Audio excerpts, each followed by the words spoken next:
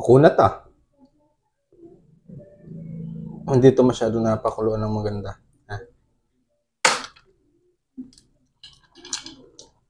Sarap to, masarap.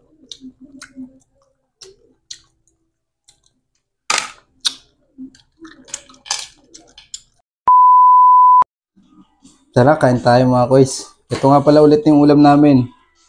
Yan. Di po pala ako ang kumuha niyan. Actually, may nag-iikot dito sa amin. Sa halagang 20 pesos makakapag-ulam ka na. Ito, halagang 20 pesos to. Kung hindi ka maarte o talagang taga-probinsya ka, sobrang sarap na nito para sa amin. So tara, kain tayo. Sabaw tayo natin yung sabaw.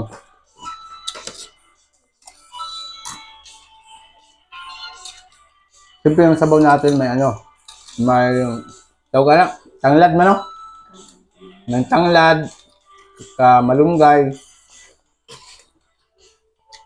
Tapos may tawag nito. Ito siya. Kailangan masipag ka lang din. Tsaka ito, hindi ito padalian ng pagkain.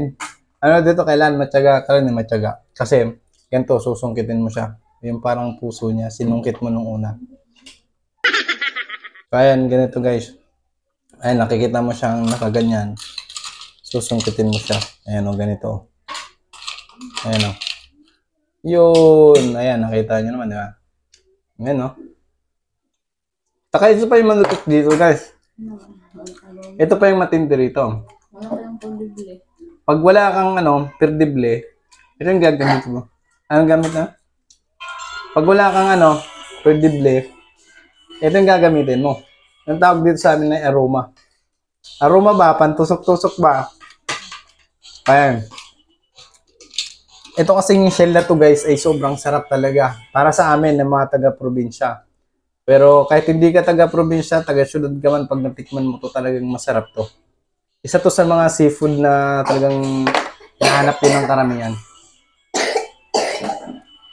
Sarap.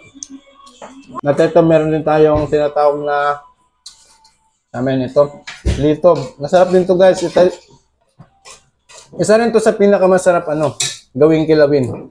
Ito, yung nilalaman nyo. Ayan. Ito, sarap din to. At syempre, meron din tayo nito. Ito.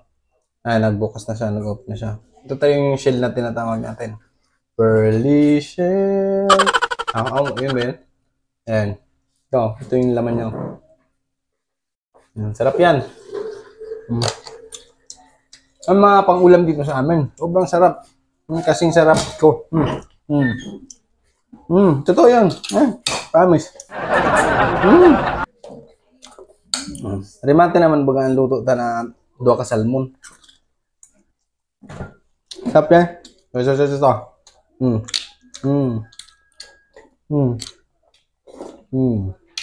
Sabaw. Sarap yan. Mukbang.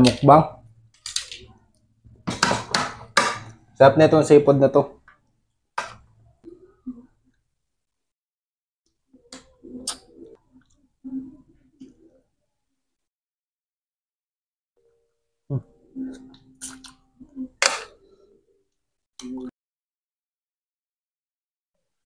Makunat ah. Hindi to masyado napakuluan ng maganda.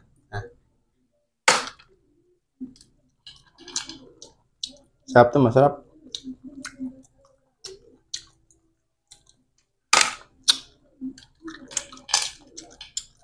So, nandito na lang. See you in my next video.